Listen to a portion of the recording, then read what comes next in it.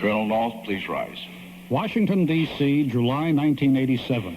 Lieutenant Colonel Oliver North testifies before the Select Committees on the Iran-Contra scandal. North had been portrayed by some in the press as a loose cannon, a zealot who went overboard in his fierce devotion to the Reagan presidency. Now the American public sees something different. North is an effective television performer. He neatly juggles apparent candor. I am admitting to you that I participated in the preparation of documents for the Congress that were erroneous, misleading, evasive, and wrong. And anger. And I don't like the insinuation that I'm up here having a convenient memory lapse like perhaps some others have had. Self-deprecating humor. Did I ever go to Park Lane Hosiery? And you know what she told me? Of course you did, you old buffoon. You went there to buy leotards for our two little girls. Bravado. I said a lot of things that weren't true. And again, I'd have told them they could have free tickets to Disney World or a trip on the space shuttle if it would have gotten Americans home. Loyalty. First of all, I'm not in the habit of questioning my superiors. If he deemed it not to be necessary to ask the president, I saluted smartly and charged up the hill. Humility. Would you agree with this proposition, Colonel, that, and I think you would, because I think those medals represent it. No, those medals represent the heroism of the young Marines that I led. That's what they represent. You still have those values, don't you? I never called myself a hero. Those words were used by other people to describe me. Despite North's denial, we have participated in creating and developing, very likely, a new American hero. For a brief time, Oliver North was America's sweetheart. Television coverage provided a platform on which to change public opinion. TV news can create powerful people or destroy them.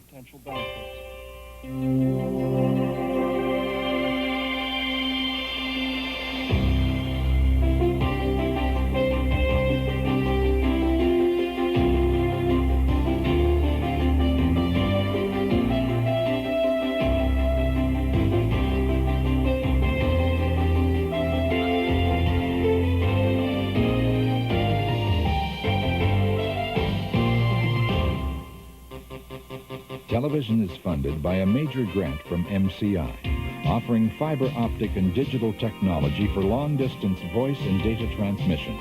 MCI, communications for the next 100 years.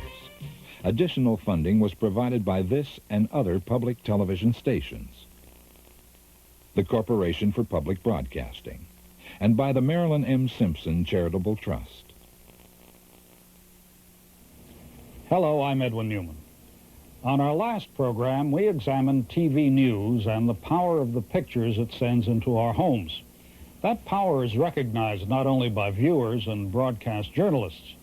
Everyone who has something to sell, whether it is a hot new consumer product or a point of view, seeks the chance to manipulate television images. For politicians especially, TV news is key. It can promote a candidacy or help demolish it, as we saw in the cases of Gary Hart and Joe Biden, among others. The relationship between those who make the news and those who report it is a wary one, sometimes contentious, at other times mutually beneficial. This week, we'll see some people who were made powerful by television news and one or two who were ruined by it. We'll also take a look at a kind of news programming that is an endangered species, the documentary. This is Andrews is 8 from Beirut, right? The CBS newsroom in Washington. A busy news day in the aftermath of a terrorist attack in Lebanon. Okay. Sorry, Charlie. 7 sounds like McGlinchey. Sir, Duffy says there are already 8 crews at the hospital, according to Hyde. Yeah. You've got 8 bodies dead. You've got 1 Marine U.S. confirmed, 7 unknown soldiers. Each of the 3 commercial networks in the United States spends about $300 million a year on news. Reporting and production techniques are the most thoroughly developed in the world. American broadcast journalism has become the model for TV news programs in many countries. Mr. Caravello. Story 10 goes back down as far as Sir Galahad. We cut the package, but we'll run the others. These sights and sounds are almost identical to Washington's, but this is the control room of ITN, Britain's independent television news. 14, 13, 12, 11, Tell us any 10. two-row. 10 million viewers tune in to Tokyo's News Center 9. Their newsroom set was designed in New York. The Soviets have taken their cue from American TV journalism, too. This is their nightly newscast, Vremya, the Russian word for time. От Совета министров СССР. На Чернобыльской атомной электростанции произошла авария. Поврежден один из атомных реакторов. Принимаются меры по ликвидации последствий аварии. Пострадавшим оказывается помощь. Создана правительственная комиссия. This runs 307. All of them have been influenced by the American style of television journalism. But only in this country have the anchor people of the nightly news gained so much national attention, prestige, and power. Move! Take track! Good evening. This is the CBS Evening News. Dan Rather reporting. President Reagan... The star system of American TV news developed over time. When the networks began broadcasting news in the late 40s, it was basically televised radio. CBS Television presents Sunday News with Edwin P. Morgan. Good afternoon. The latest news since you put down your Sunday paper spells violence from natural sources as well as man-made mischief. There were no visuals, no pictures or graphics to illustrate the stories. It was rip and read from the wire services of newspapers. The only variety came with some self-conscious choreography as the anchor got up from his desk. British imperialism, like any imperialism, is not always exemplary. The trouble is that it comes at such a dangerous time. And all right, in the A year later, Douglas Edwards spiced up the news with photographs. Charlie, the future king of England. He's quite a growing boy now. Today he was 19 weeks old, I should have said. Looking very fine here, playing with his little bunny rabbit. Soon, film crews were sent to the airport for a quick interview. Just back from Russia, Mrs. Pearl Mester. I've been asked so many times about the standard of living in Russia compared with America. Naturally, the standard here is far, far superior to anything in Russia. The first TV news show to feature news film of actual events was sponsored by Camel cigarettes. The Camel News Caravan presents Today's News Today. Ladies and gentlemen, a good evening to you. Now from Milwaukee, come films of a tragic and startling train wreck. One of the worst disasters of the Labor Day weekend, the head-on crash of two special excursion trains of the Milwaukee Rapid Transit System.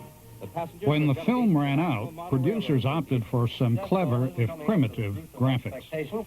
About 450 killed so far, 51 of these dead from drowning. The total so far in traffic, 305. 13 dead in a commercial plane crash. Other plane crashes and fires and so on brought the miscellaneous total to 78. The manufacturer of Camels, R.J. Reynolds, had some control over what was reported. Politicians learned that they would not be seen on the Camel News Caravan if they were filmed smoking a cigar. The tobacco company did make one exception, Winston Churchill. Hopscotching the world for headlines. Tehran, Iran. In those pre-jet, pre-satellite days, hopscotching for today's news today still meant more reading to the camera than pictures. Washington. General MacArthur is quoted by Representative Scott of Pennsylvania and Latham of New York as saying that the United Nations forces will utterly destroy the North Korean commies before they can retreat to the 38th parallel. Glad we could get together. John Cameron Swayze saying goodnight for Camel cigarettes. The Camel News Caravan made Swayze the first star of the evening news. But the real force of those early days of television journalism was a man who never anchored a nightly TV newscast, Edward R. Murrow. Well, this is Ed Murrow in New York. Just stand by. We'll be with you in about 90 seconds from now.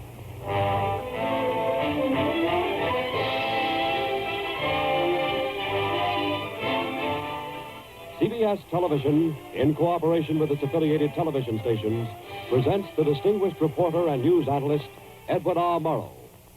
In See It Now, a document for television based on the week's news. Good evening. Tonight, See It Now devotes its entire half hour to a report on Senator Joseph R. McCarthy, told mainly in his own words and pictures. Does this mean I'm a communist, Senator? That's awfully funny, isn't it, Mr. Secretary? That's terribly funny. People were afraid. To be accused of communism by McCarthy usually meant dismissal and blacklisting. Ed Murrow and producer Fred Friendly decided to test the power of television news.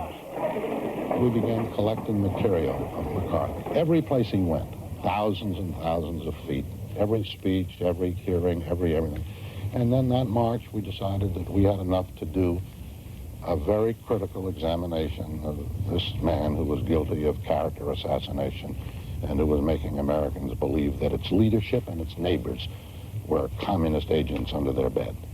Murrow and I bought a quarter-page ad, the New York Times, the Washington Post. CBS Chairman William Paley voiced his support for Murrow, but the network would not pay for the ad. Newsman confronted newsmaker. Murrow, the journalist of integrity, versus a demagogue. Now, a sample of an investigation. The witness was Reed Harris. For many years, a civil servant in the State Department, directing the Information Service. Senator McCarthy summoned him and questioned him about a book he had written in 1932. You attended Columbia University in the early 30s. I did, Mr. Chairman. Would you speak a little louder, sir? I did, Mr. Chairman. And were you expelled from Columbia? I was suspended from classes on April 1st, 1932. I was later reinstated, and I resigned from the university. And you resigned from the university. Did the Civil Liberties Union provide you with an attorney at that time? I had many offers of attorneys, and one of those was from the American Civil Liberties Union, yes. The question is, did the Civil Liberties Union supply you with an attorney? They did supply an attorney. The answer is yes? The answer is yes. You know, the Civil Liberties Union has been listed as a front for and doing the work of the Communist Party. Mr. Chairman, this was 1932. Yeah, I know that's 1932. Do you know that they since have been listed as a front for and doing the work of the Communist Party? The Reed Harris hearing demonstrates one of the senator's techniques. Twice, he said the American Civil Liberties Union was listed as a subversive front. The Attorney General's list does not and has never listed the ACLU as subversive, nor does the FBI or any other federal government agency. And the American Civil Liberties Union holds in its files letters of commendation from President Truman, President Eisenhower, and General MacArthur. The of alarm and dismay amongst our allies abroad, and given to our enemies. And whose fault is that? Not really his. He didn't create this situation of fear, for he merely exploited it, and rather successfully. Cassius was right. The fault is ours, but in themselves. It was a historic broadcast. McCarthy was given time to reply, but Murrow had won. It was the beginning of the end for Joe McCarthy. After the broadcast, a whole series of events happened. President Eisenhower took a stand.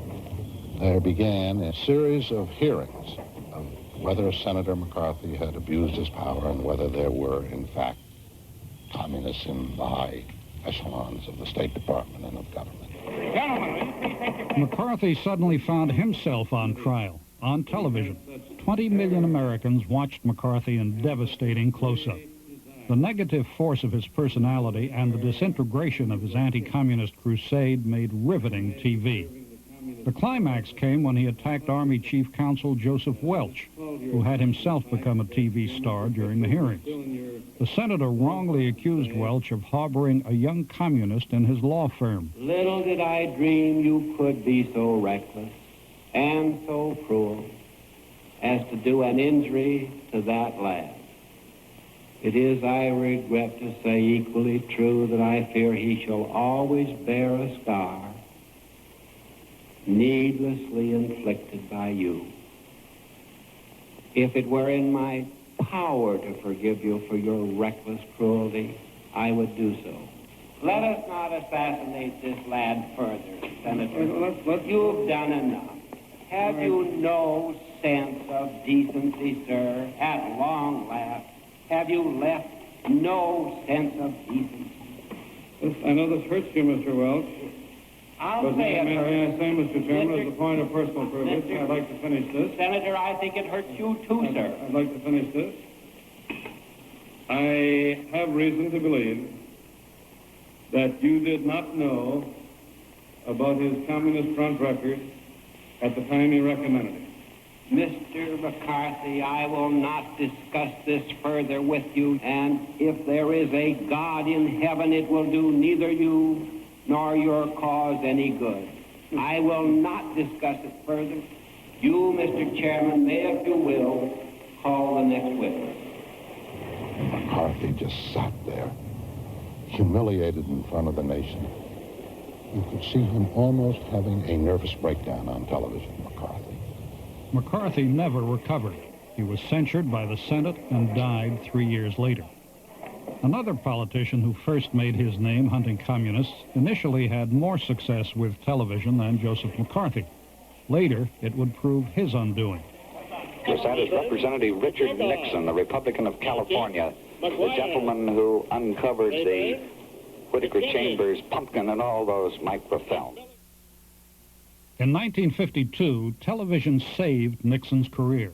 Running as Eisenhower's choice for vice president, he was accused of having an illegal campaign fund.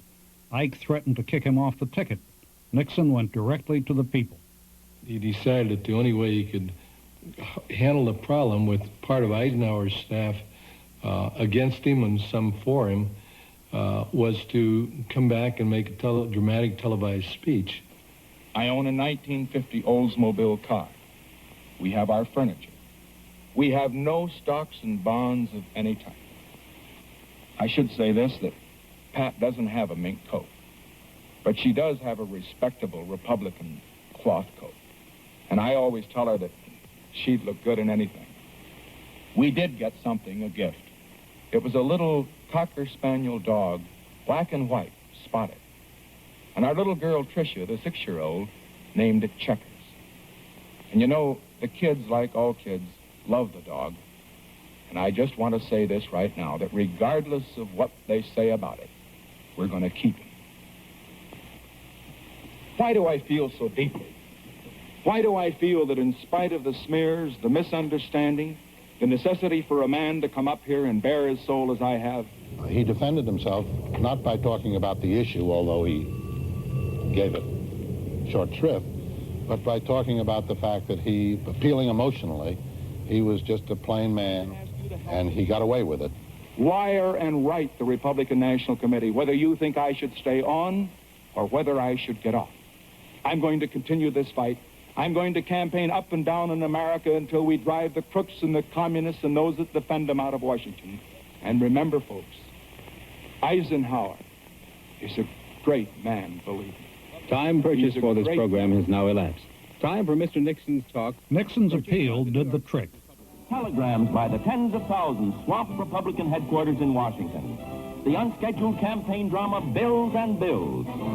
After fulfilling speaking obligations, Senator Nixon flies to Wheeling, West Virginia for a meeting with General Eisenhower.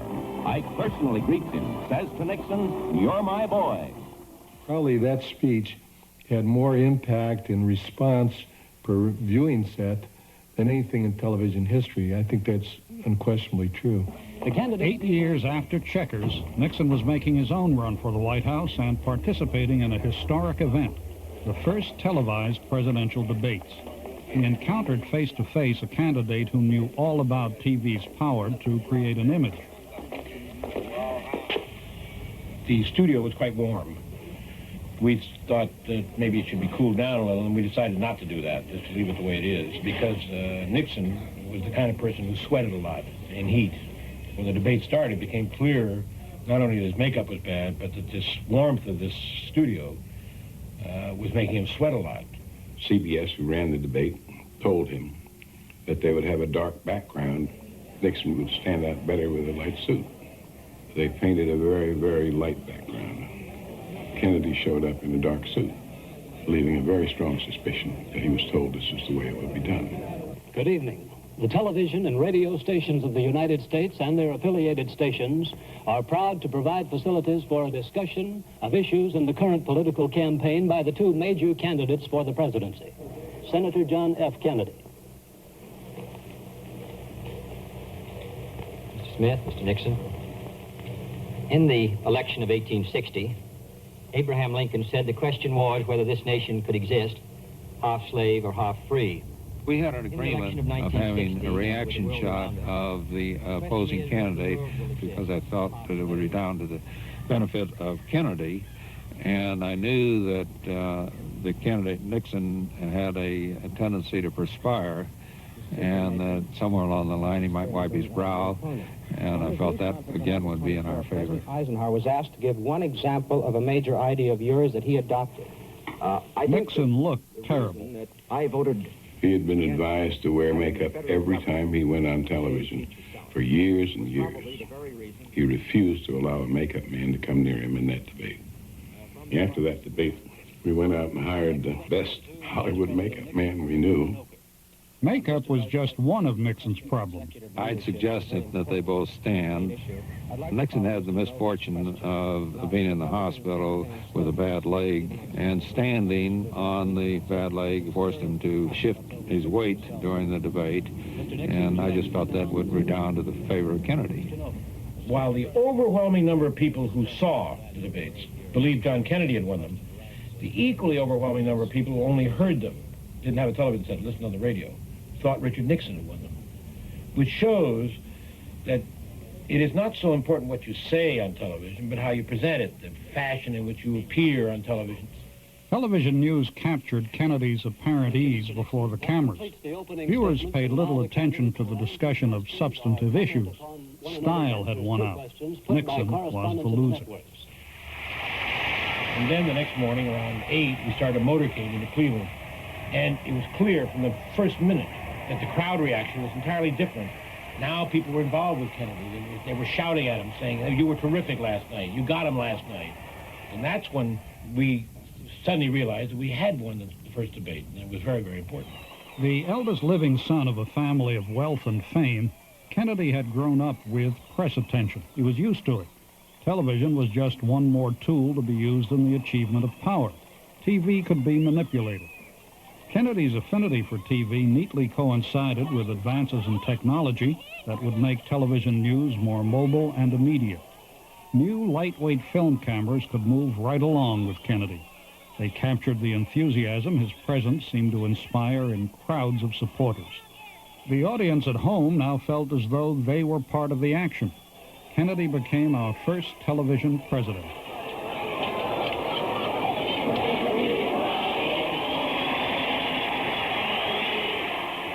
New film and TV equipment developed just in time.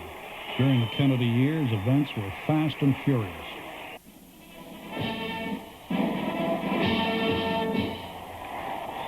And John Fitzgerald Kennedy, 43-year-old former senator from Massachusetts, becomes the 35th president of the United States.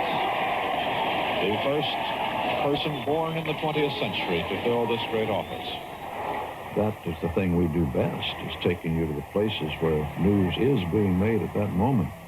The shared experience, being able to deliver into your home that which you could not do otherwise, but being present. Television news was coming into its maturity. John F. Kennedy was one of its star attractions. And therefore I will now take action which will start the first generator at Flaming Gorge Dam. I never know when I press these whether it means we're going to blow up Massachusetts or light a fire or electricity, but I would go on the assumption that we are going to start the generator. When the president pushes the buzzer, we will wait then to hear from Mr. Walton over the loudspeaker, who will report on what the generator does, and thus you'll know, Mr. President, whether you blew it up or not. We don't hear from him. It's back to the drawing board, and there is no city in the United States on which I get a warmer welcome and less votes than Columbus, Ohio. In 1860, this speech has 3 or 4 endings, depending on what signals I get from television.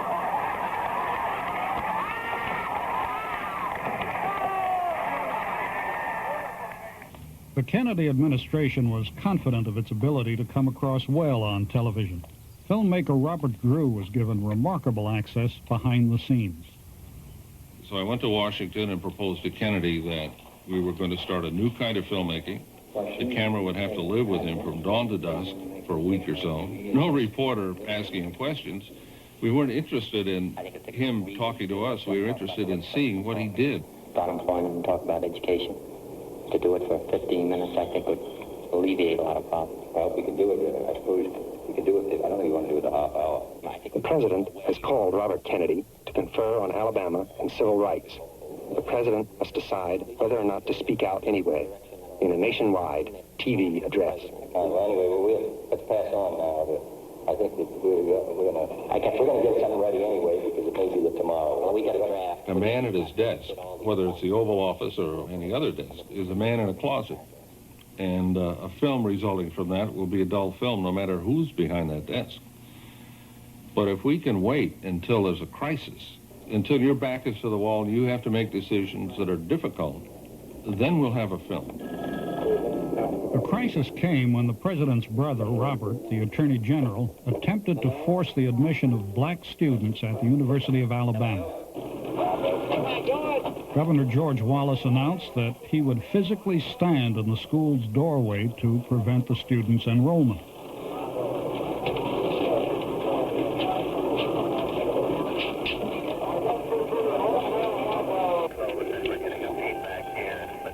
Bobby Kennedy sent Deputy Attorney General Nicholas Katzenbach to enforce the federal government's ruling.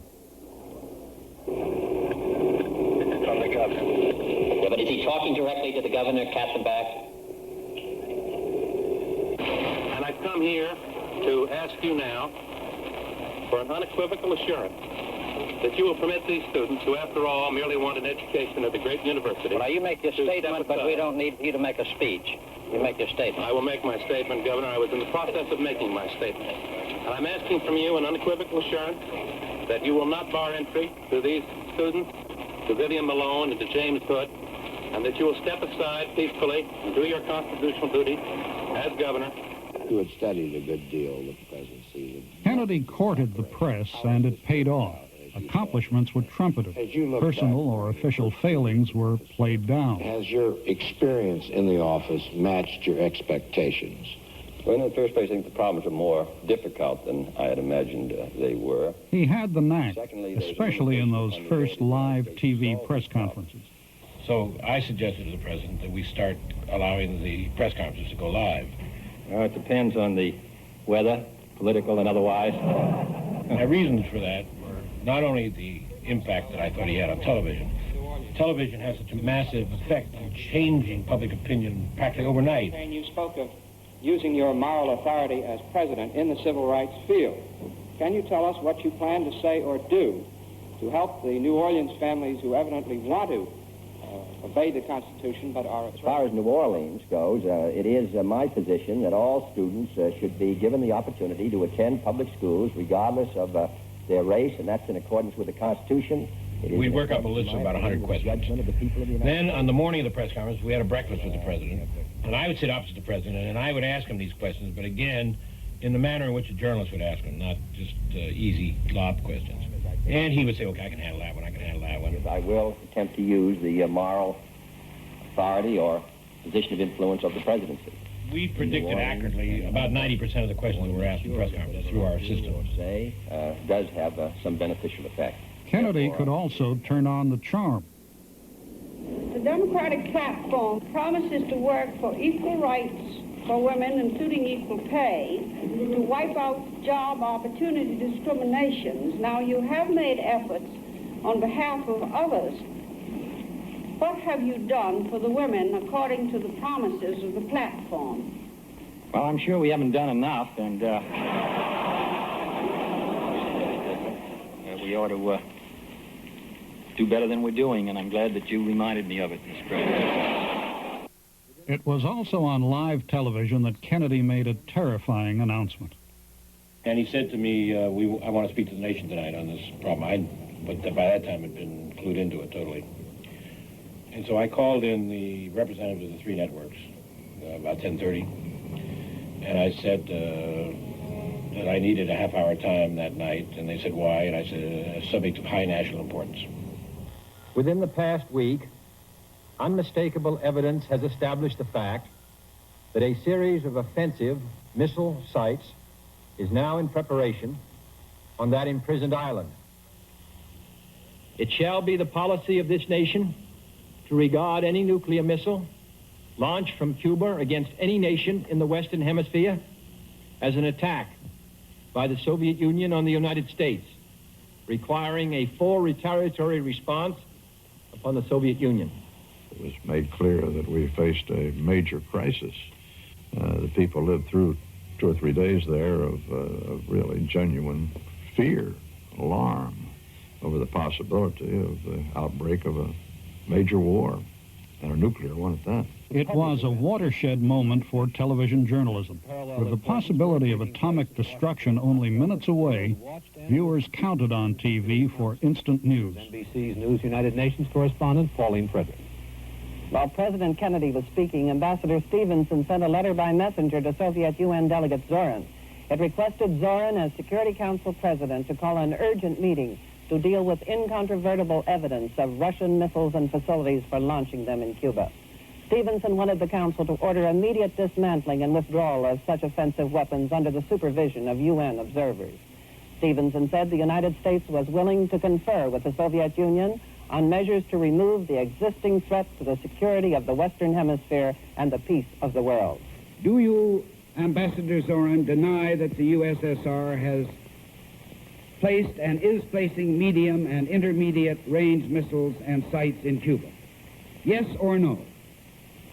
Don't wait for the translation, yes or no?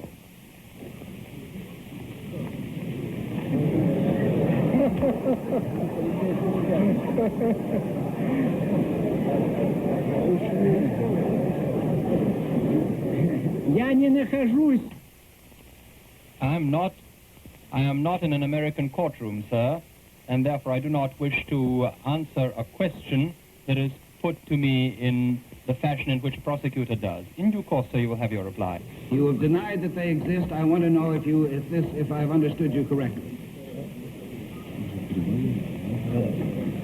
I should like to Sir, will you please continue your statement? You will have your answer in due course. Continue your statement, please. You will receive the answer in the due course. Do not worry.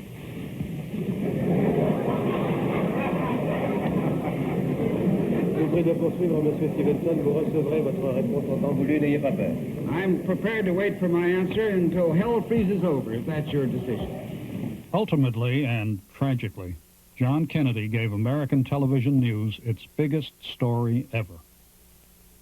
Chet, Frank, Bill, you there? Any more? Do you have any more from Texas or elsewhere? Yes, David, just this. President Kennedy was assassinated today in a burst of gunfire in downtown Dallas, Texas.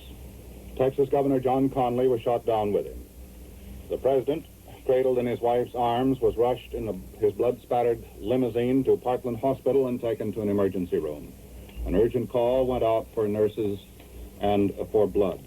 The president was 44 years old. He was shot once in the head, as David has just reported. Governor Conley was hit in the head and the wrist. Police have found a foreign-make rifle. The president was conscious as he arrived at the hospital. Father Huber from Holy Trinity Roman Catholic Church was called and administered the last rites of the church.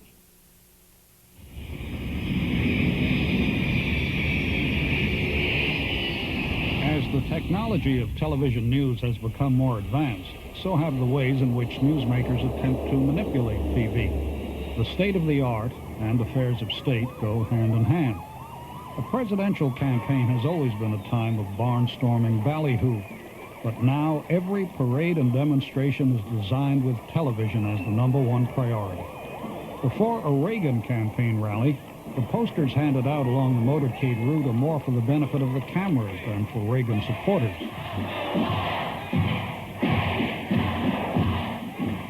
As with Kennedy, the main attraction has been Reagan himself. The power of his personality is augmented for TV in every way possible.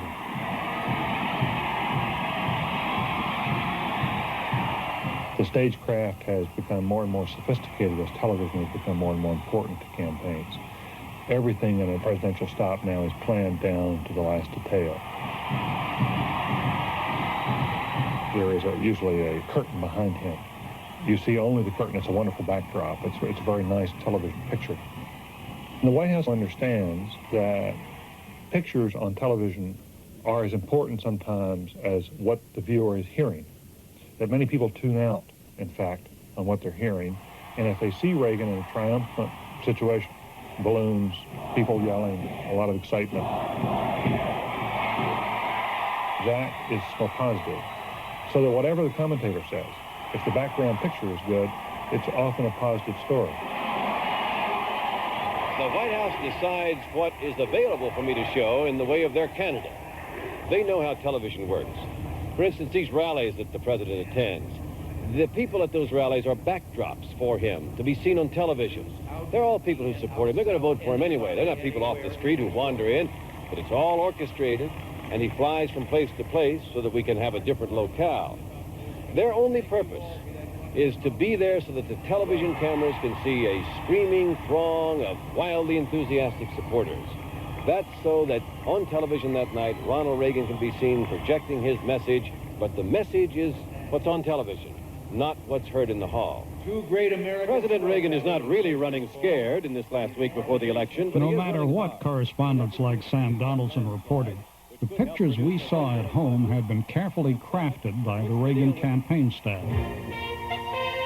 This is Sam Donaldson. President Reagan set out on this last full week of the campaign to do more than just hold on to his lead. His aim is clearly to produce a landslide victory over Walter Mondale. People start speaking not in paragraphs, not long speeches, but they begin speaking in what we call sound bites in this country, and that is 15 to 30-second clips for television. Knowing TV News' love of the cogent punchline and quotable quip, speechwriters furnished the president with snappy one-liners.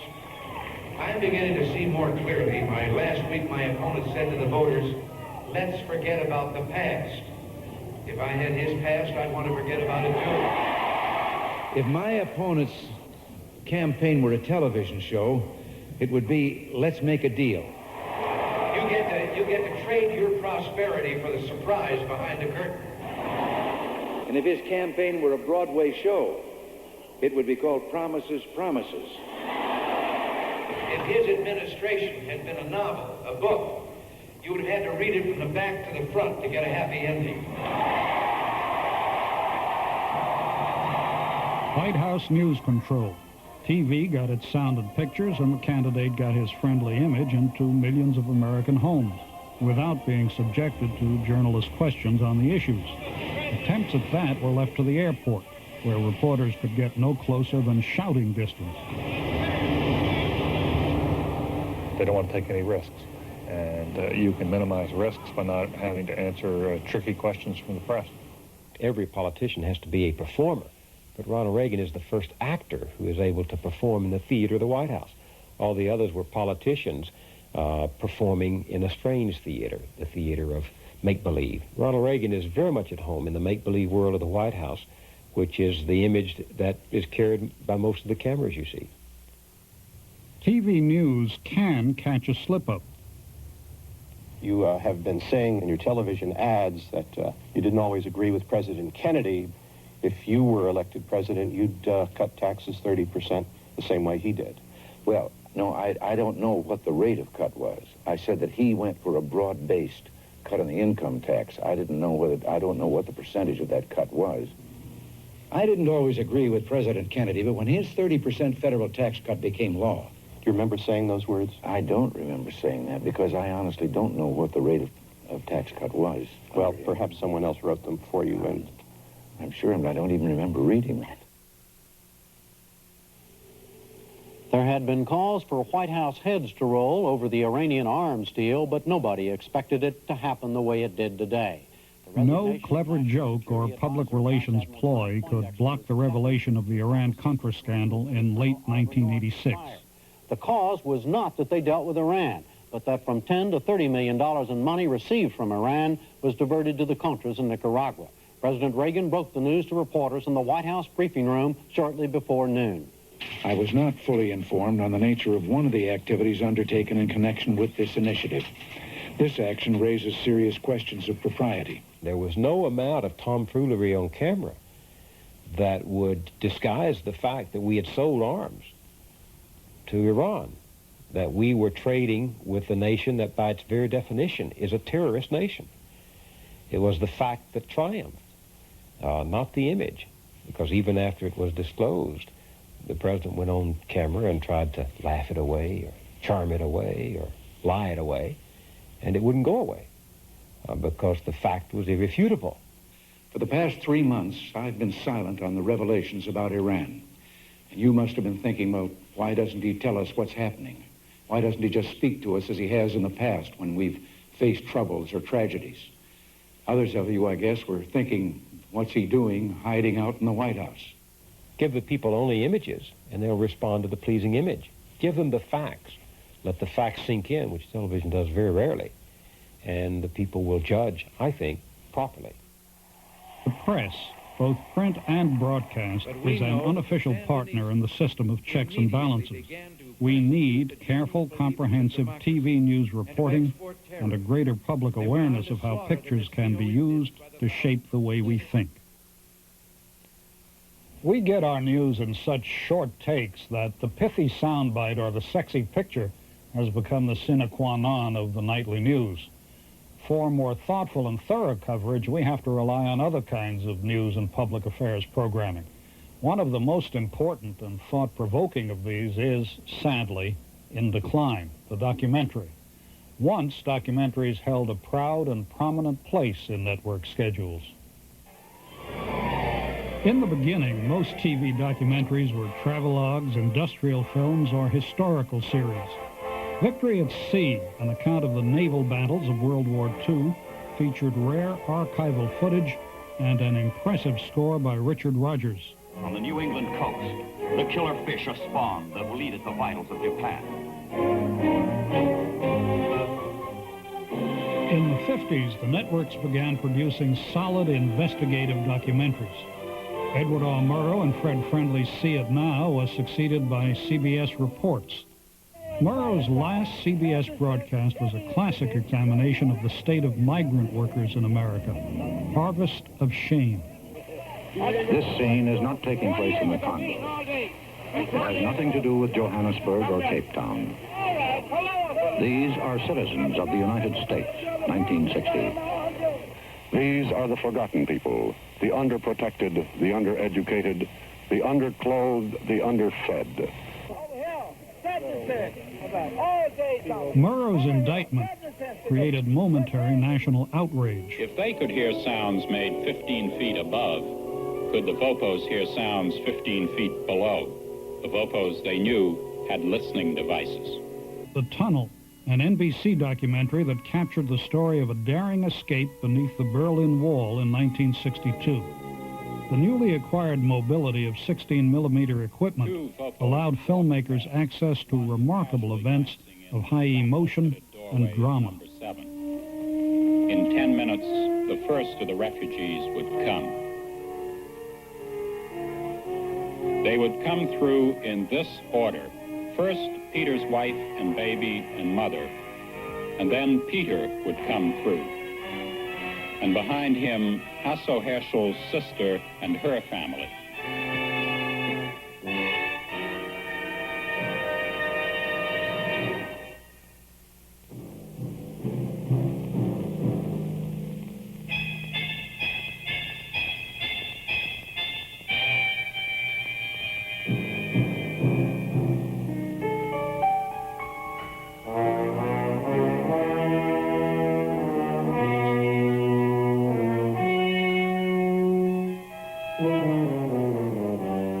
The filmmaker's ability to take us virtually anywhere helps us better understand the lives and dilemmas of other people.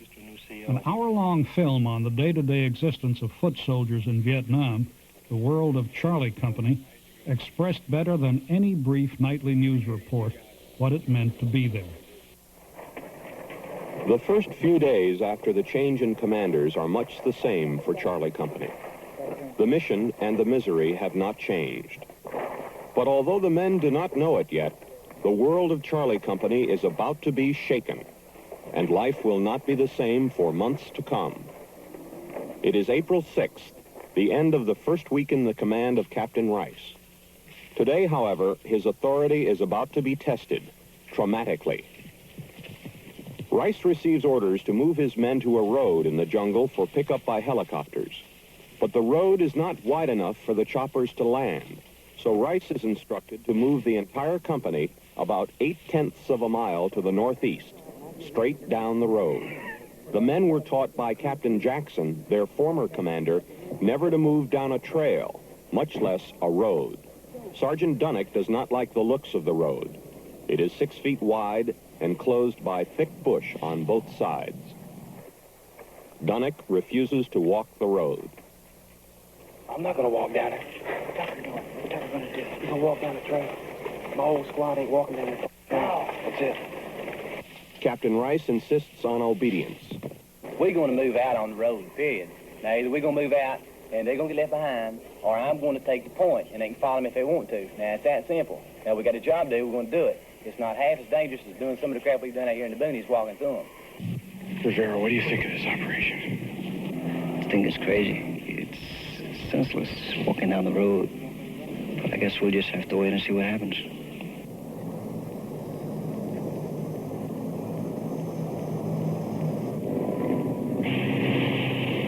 What's the problem?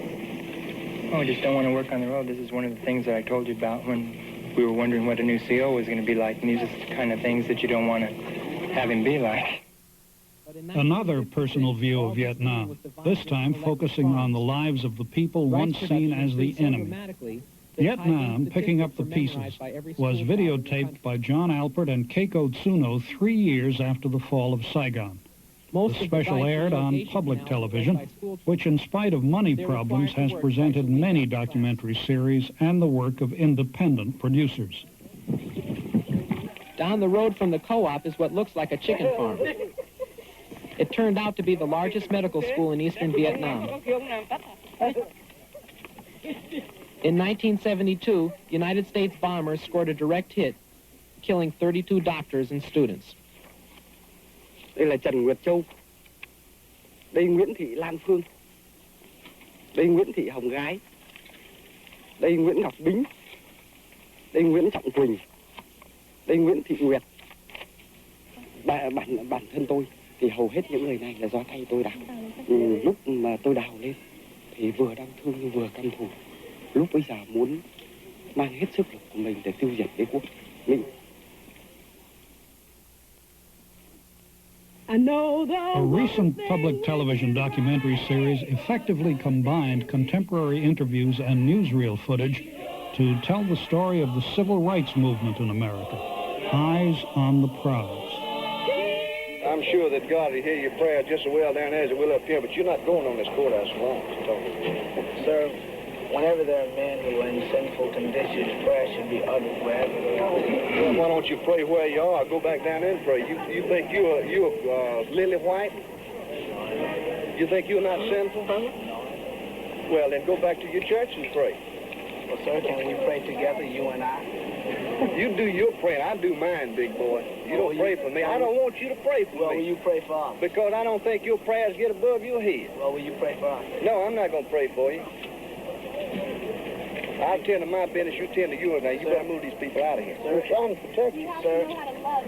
Sir, I don't have to love anybody I don't want to love. Sir, you do your own loving. You love your little niggas. I love who I please. Just have a seat, okay? The advocates of cinema verite, or direct cinema, allow events to unfold before the lens without comment. Frederick Wiseman has created portraits of people caught up in the complex machinery of American institutions. This hotel here? The chaos and despair of a New York City welfare center. When we gave you a week's rent here at the Markwell Hotel... They put the address the Markwell Hotel there. After I had to move out of there, I went to Social Security, told them how I had to move out of there, and only place I had to go was the old apartment. sent me with this letter for y'all to send me with a budget. You spent the whole $100 since the 6th of the month in 2 weeks? I paid my light, my electric, and gas bill out of it. Bought a few groceries and it was gone. Bought me 2 little sweaters. Can you wait till tomorrow morning? The cinema verite technique was stretched to its limit and called into question with the public television series An American Family. Filmed over a period of 7 months, it followed the disintegration of a marriage and its impact on parents and children. She says that she wants you to come up and take us all out to dinner well, not her, but everybody else. Out to dinner some night. Why? Sunday night, because she says it'll be nice for him. Because Dad, you're like a pop star. We only hear about you and see your picture in fan magazines. We never see you in person anymore.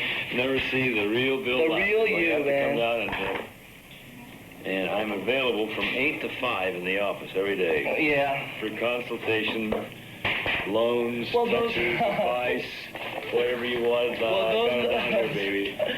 Well, Dad, we're beginning to think that you took the business of being a father too lightly. Why, we're even thinking that you've forgotten about it altogether. The Edwin R. Murrow tradition of investigative documentary journalism is seen only rarely on TV today. The commercial networks continue to produce full-length documentaries, but only a few, scheduled erratically. One journalist who has carried on the work of concerned reporters like Murrow has moved back and forth between commercial and public television. A shocking look at the vanishing black family in America, reported by Bill Moyers. This is Newark, New Jersey, one of America's inner cities. Inner city is a polite name for ghetto, as in black ghetto. Those of us who don't live in the ghetto are brought here usually by television, and usually only when there are violent pictures to show. But we have to come here if you want to understand those fearsome statistics about the vanishing black family. Now, a lot of white families are in trouble, too. Single-parent families are twice as common in America today as they were 20 years ago. But for the majority of white children, family still means a mother and a father. This is not true for most black children. For them, things are getting worse. Today, black teenagers have the highest pregnancy rate in the industrial world, and in the black inner city, practically no teenage mother gets married. That's no racist comment. What's happening goes far beyond race. Why, then, do so many teenage girls get pregnant and have children? Why do so many fathers abandon their families? The answers begin with the people here. They told us what happens to family when mothers are children, fathers don't count, and the street is the strongest school. On Father's Day, Alice and Timothy had their third son, Hakeem Lamont Jackson, 7 pounds, 7 ounces. Yay, little boy. Little boy. I'm the king. I'm the king. Hey. So many women, so many children. Would you have had these kids if you'd thought about them in advance? No. All were an accident. Yeah, you can say that. Were you just having a good time? Yeah, a lovely time. I enjoyed myself. And you didn't think about marrying any of these women except the first one, the first girl? Yes. Well, I'm gonna marry Alice. Sandra? Oh, yes. We're gonna get married. Do you love Sandra? Yes. A lot. Great deal. Does she love you? This girl crazy about me. And tell me, why don't you get married? Well, see, I'm old-fashioned. I want a big wedding. That's that. And, my uncles and my aunts, you know, they all had their little tuxedos, and I'm gonna have mine, too. I thought you were going to say to me, because I can't afford to at the moment. Oh, that ain't it. Because I'm gonna find me something. I'm gonna get something. See, I'm strong in that spot. I'm When? gonna find something. Never. I keep on trying. I don't never give up. With the documentary form in particular, the commercial networks seem uncertain about the attention span of American viewers. A few subjects are given the full treatment. In fact, sometimes an entire evening of prime time is devoted to a single issue, though not on a night that's critical to the ratings. Other topics are given 15 minutes on such magazine shows as 60 Minutes and 2020. Now, admittedly, some stories get just the amount of time they deserve. Many require more. The work of people like Edwin R. Murrow and Bill Moyers seems custom fit to the dual-purpose H.L. Mencken assigned to journalism more than half a century ago. That was to comfort the afflicted and afflict the comfortable. Such advocacy journalism makes the networks and public television nervous, but there should always be room for people to stand up and say what they think, be they politicians or journalists. Otherwise, as Murrow said, television becomes little more than lights and wires in a box. For television, I'm Edwin Newman.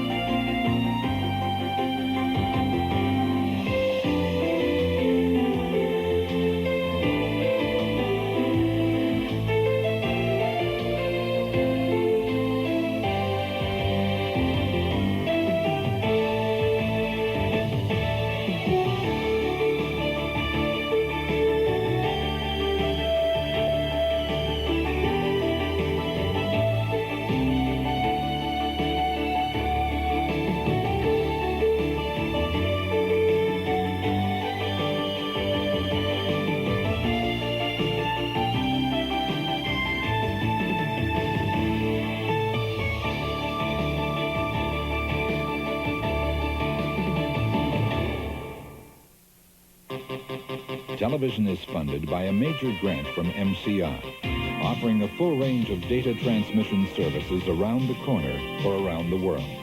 MCI, communications for the next 100 years. Additional funding was provided by this and other public television stations, the Corporation for Public Broadcasting, and by the Marilyn M. Simpson Charitable Trust. A companion book to the television series has been written by Michael Winship and is available in bookstores and libraries.